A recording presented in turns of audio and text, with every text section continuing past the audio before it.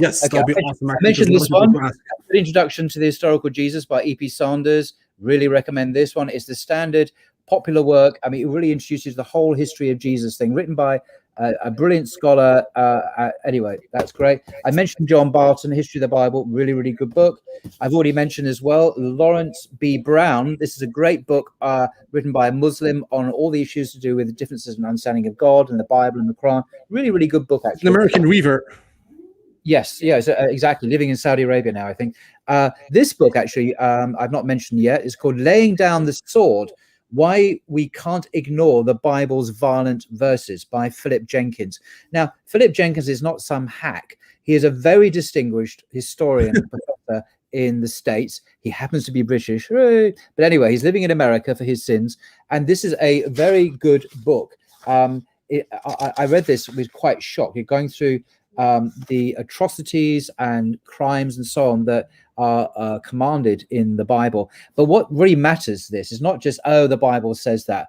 It's the way that Christians particularly, and Jews, because he talks about the way Jews have used the Bible too, to justify genocide over the last 2,000 years, right up to the 20th century in Africa and in Europe and in the occupied part of Palestine today. The Bible continues to play an absolutely central role in the world, and it has the texts themselves have been used to justify genocide. This is a top American historian, very responsibly, not sensationalistically. That book will walk you through it. And I've read the Bible several times, and I was shocked. I didn't realize. Oh yeah, of course. The way we're trained to read the Bible, I don't even notice the obvious. But anyway, this is a very good book. If you want my own personal favorite, if you want an introduction to Reformation thought, this is getting a bit academic now. Alistair McGrath, really love this book, read it twice. An introduction to so if you want to understand the thinking of Martin Luther, John Calvin, Zwingli, Bauer, etc. To understand the modern mind, the evangelical mind, I mean, this is really readable. Alistair McGrath's a professor at Oxford, really great guy. He's got a PhD in chemistry, very clever. He's an evangelical, but he's one of the good evangelicals. He's a very, very good man. This another one is one of my favorites, actually. Sidney Griffith, The Bible in Arabic, The Scriptures of the People of the Book in the Language of Islam. Shabir Ali has mentioned this book. In fact, that's how I first heard about it. It came out a few years ago. This whole debate about does the Quran endorse the Bible? This book addresses this issue. Sidney Griffith is a top American expert in the field. Of course, he's a professor, and he discusses this in a way which is very compatible with Islamic understanding of this subject. Every Muslim should have this in their library, in my view. Very, very good book.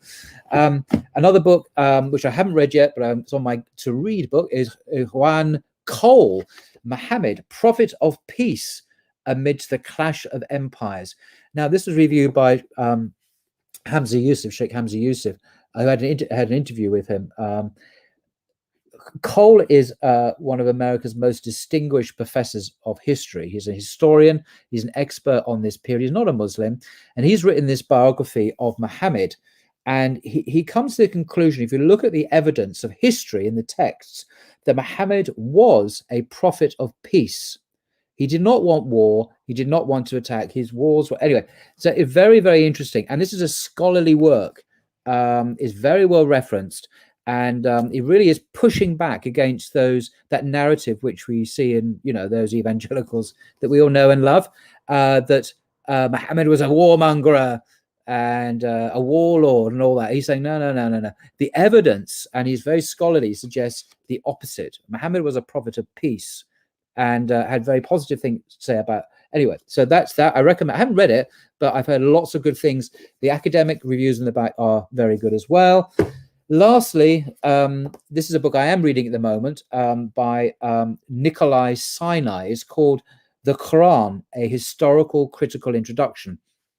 I'm running out of air now, but this guy is professor of the Quran at Oxford University.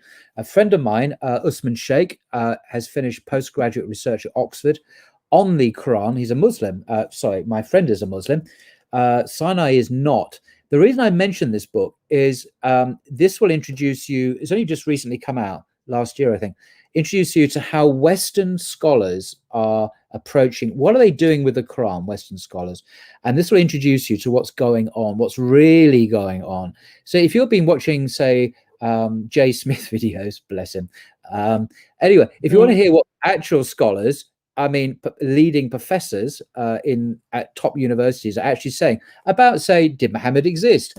What about the early manuscripts? Are they full of corruption? What about? I mean, all the issues are discussed here. This is an undergraduate text. It's not I didn't find it a particularly easy read. And he's what's called a neo-traditionalist. So he's someone who is not a revisionist. So he doesn't jettison the Muslim understanding. He broadly accepts the Muslim version of events about the Quran going back to Muhammad. He says the evidence suggests that the surahs we have in the Quran go back to the lifetime of the Prophet himself. And he gives you reasons why. And he also gives reasons why the revisionist story, because there are revisionist scholars, is mistaken. So it's actually quite useful to have this. And Usman Sheikh, my friend at Oxford, recommended this book. It's his supervisor, actually, who supervised his postgraduate research. And I'm going to be interviewing Usman Sheikh on my channel soon. So that this is a very new text. And if you want to understand what our Western scholarship thinks about the Quran, really thinks about it, not what Jay Smith says he might be thinking about, this is a serious academic work. It's not a popular text in that sense. I think that's probably enough. That was fantastic, Paul. Thank you so much. Actually, you saved me an episode of making a video about book recommendation. You just covered it now, so I appreciate that. Thank you so much. First of all, I'll say, Brother Mustafa, thank you very much for joining, bro. Are you there, DC? Yeah, no, welcome, bro. I just come at the end, but thank you. No, thank you for allowing me to come in and listen. Brother Paul, can I just ask you quickly? The name is Nikolai Sinai, did you say, for the Quran? Yes, yeah. Sinai, it's unusual name. Sinai as in Mount Sinai, Sinai. His first name is Nikolai. He's actually German, the young German scholar. He's professor of Islamic studies at the Oriental Institute, Oxford University, and fellow of Pembridge College, Oxford. He's widely published on the Quran. And obviously he knows Arabic. He's an expert in the field. But this is an introduction to the Western academic understanding. There are problems with it because the historical critical method, and this is now getting into deep waters, but I'm not going to go into it, which he mentions at the beginning, which is the standard Western way of approaching texts, excludes any idea of revelation, excludes the idea that God is revealing anything. So it treats the Quran like any other ancient text. It does that before it even looks at the Quran. It says, we're going to treat it like any other historical text. That's the way Western historians do stuff. A Muslim can't accept that premise, obviously, because it's revelation.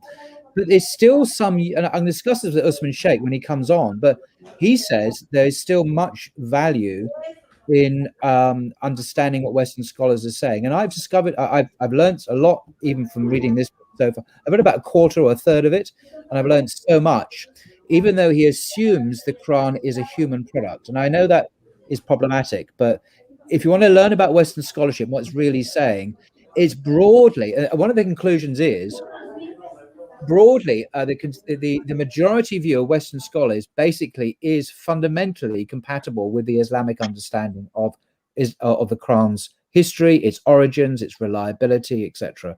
There are no horror stories waiting for Muslims, like there are, unfortunately, for Christians, when there are horror stories about the fakes in their own Bible, for example. Well, there's nothing like that. There's no hidden skeleton in the closet that's going to pop out at you when you read this stuff, which there is, unfortunately, with Christianity. It's just what it is.